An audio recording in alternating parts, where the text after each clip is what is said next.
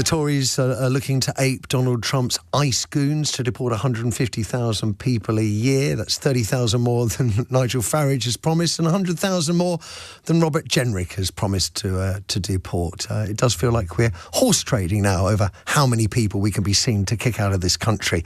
Will it win your vote, though? Because all the main parties seem to be going down this path. Chris is on the line from Warrington. Morning to you, Chris. Good morning, Matthew. Thank you for having me on the programme. Thanks for calling. I would have to admit to being close to despair. We have Farage and now Badenoch competing in almost a competition of looking for a performative cruelty prize. Unfortunately, as a Labour voter, I've actually got to say that Starmer is only presenting a watered-down version. I agree. I'll just tell you something about me. My children, by virtue of their mother being 25% Argentinian, are mixed race. I have extended family who are of Eastern European birth or Eastern European heritage. They are have a wide circle of friends across Eastern Europe, close friends, and I wonder, when are they coming for me? It really is, basically they came for the trade unionists, they came and all that. This is becoming merciless. It's becoming inhuman. Let me read you this from one of our listeners, Sarah. We're overpopulated, which is a drain on our NHS, benefits, housing, crime is sky high, we have litter everywhere, our jails are overcrowded, the immigrants have to go, they're ruining our country. My answer to that is I don't know her background, I don't know her motivation. She may have deep-seated resentments, there may be a personal issue which makes her think like that. Very often when people say things as poisonous as that, there is something at their core, and it's more about them than the perspective of the world outside. Can you tell me this, Chris? Because this is so I understand how blaming people historically is a convenient way for politicians to distract us from the real problems we have at hand. But I always thought, perhaps naively, that British people could see through such simplistic manipulation, and yet we do appear to be completely addicted to this sort of hatred. And I mean, we don't talk about anything else, really, do we? I mean, it's just variations on immigration.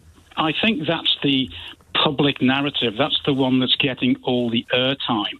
I mean, I'm as critical of LBC as I am of the BBC in the excessive platforming of Farage.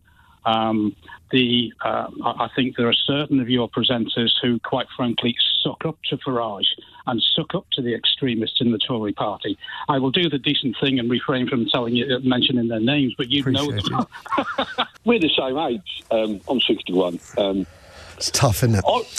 I woke up this morning and I thought I was back in sort of going to primary school in the 1970s, and I just picked up a National Front pamphlet off the floor, because this is just rhetoric from the National Front in the 1970s, which was vilified. It was. Now, you've got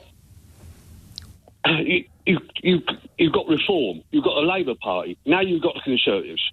They're just creating fear and hate, and it's a wonder that Lammy was actually booed off when he tried to give a speech about coming together, when, on the other hand, they go back to Parliament in Westminster, and in this bubble, all these parties, all they are doing is just spreading fear, and they're marginalising immigrants in this country, and they're vilifying the immigrants in this country, and then they're coming up and saying, "Oh, it's Great Britain. We're all going to come together. We all live together."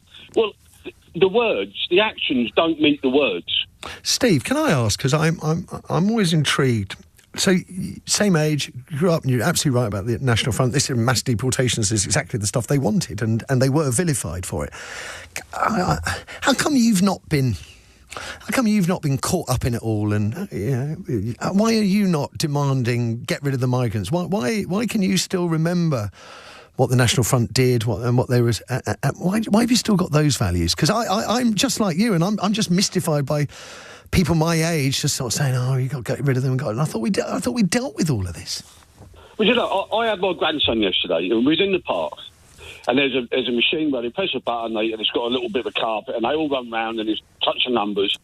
He was running round with an African lad, same age, laughing, giggling, running off. I was talking to the lad's dad, and I always said, children don't see colour. Don't see it at all. Don't see it at all. All they see is a playmate and laughing, joking, and do you know something?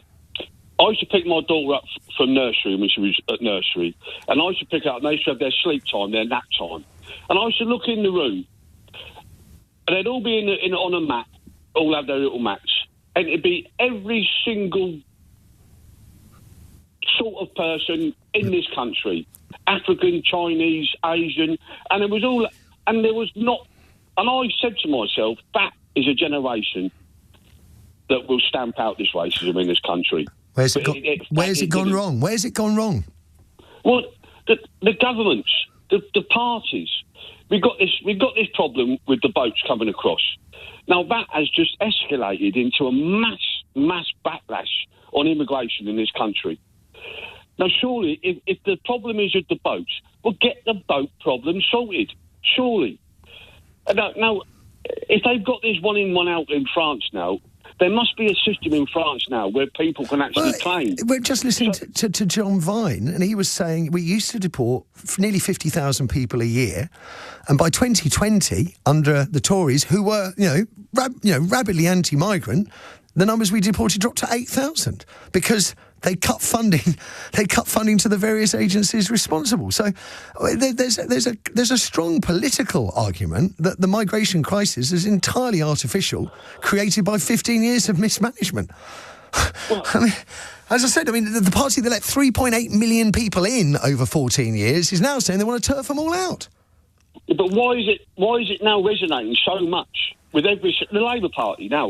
Like it's haranguing people. You can't bring your family. This, that, and the other. You've got to do this. They're just as bad. Their rhetoric's not as strong, but it's still, the message is still the same. You are not wanted. You are not welcome. And what it's doing, it's just creating so much division in this country.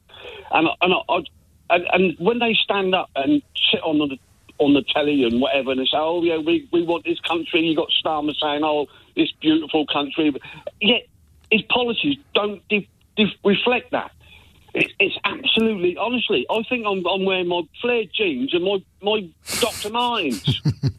Do you think, I suppose this is the right question to ask you after what you've just said.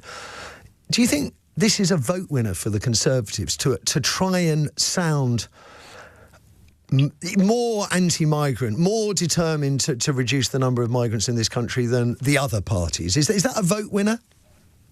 No, I think people can look at this and just see what it is. It's just a very, very, very hollow sort of claim, and I think people can see that you got Starmer reacting every week to what Reform do, and I think this is just seen as just cynical, really. It's just cynical. It's just she's got up one morning, had a cup of coffee. I know what we do.